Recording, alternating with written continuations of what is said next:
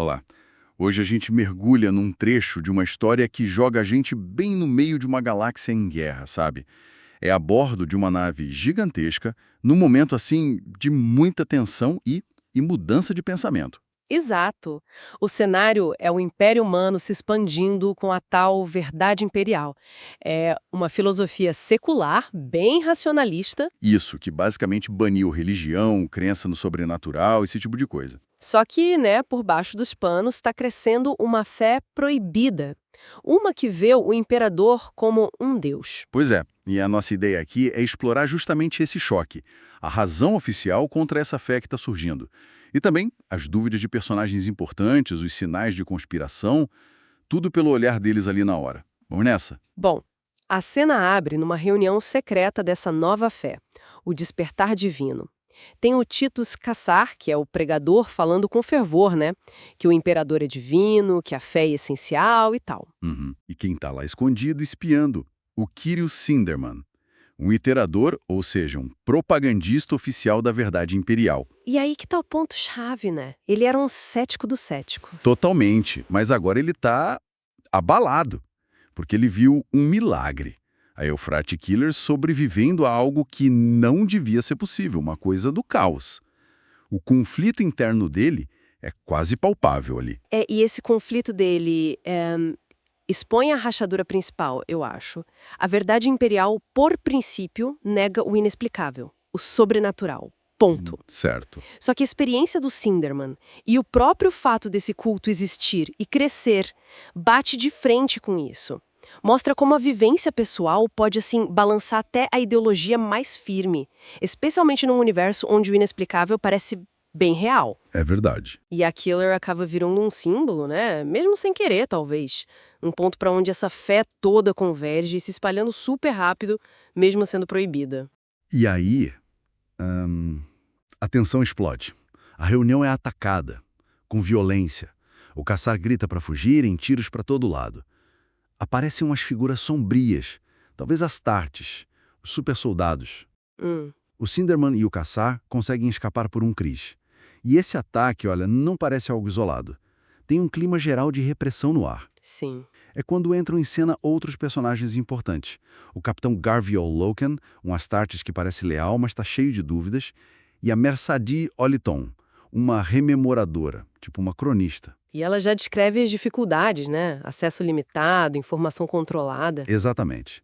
É como se estivessem tentando vendar os olhos e tapar os ouvidos de quem está ali para registrar a história. Pois é. E se a gente junta as peças, começa a aparecer um padrão meio sinistro, sabe?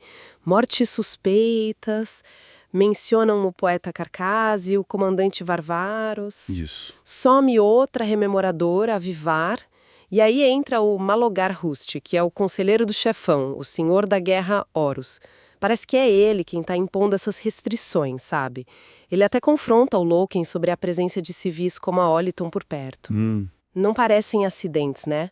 Parece um esforço organizado para calar quem discorda e controlar o que se sabe. Tá se criando um clima de medo mesmo. E aí, mais pra frente, o Loken, o Sinderman e a Oliton se encontram. A conversa é pesada, cheia de suspeita, de frustração com esse bloqueio de informação. O Loken está claramente dividido, né?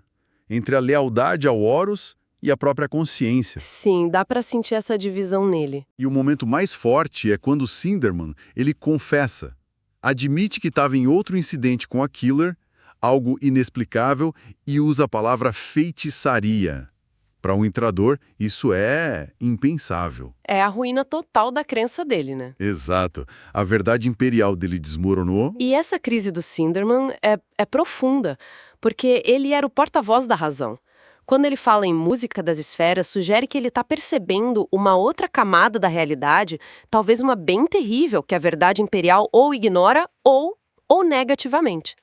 Isso faz a gente perguntar o que é a verdade num lugar desses, onde o inexplicável não só acontece, mas age. A Oliton ainda tenta achar explicação lógica para tudo. Ela tenta, né? Mas aí o Loken joga a bomba.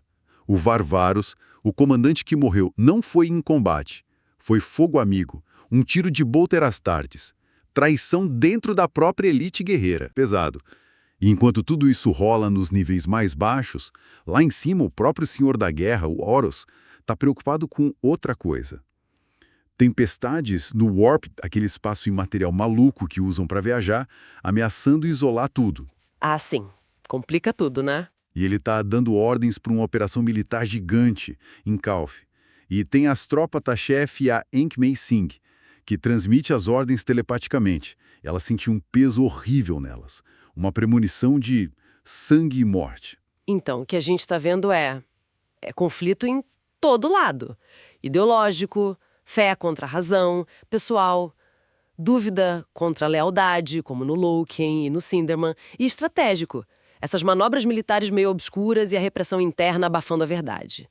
A estrutura de poder está ficando mais autoritária, talvez com medo justamente do que gente como o Sinderman está começando a perceber. Então, resumindo o que a gente viu, um choque feio entre a verdade imperial e essa fé proibida, que por algum motivo parece ligada a coisas reais e inexplicáveis. Uma repressão cada vez maior para calar quem questiona demais. E uma crise de crença que atinge até quem defendia a razão pura. Sim. Parece que o Império está na beira de um racha interno gigantesco, onde a própria ideia de verdade está sendo disputada. E fica aquela reflexão final, né? Quando a história oficial começa a fazer água e as crenças que eram proibidas parecem ser as únicas a pelo menos reconhecer o caos, o inexplicável, como é que se navega nisso? E pior, o que acontece quando quem deveria proteger, e a morte do Varvarus e as ações do Malohurst sugerem isso, vira a fonte do medo, do silêncio. É uma questão sobre a confiança se desfazendo num universo que está escorregando para algo bem sombrio.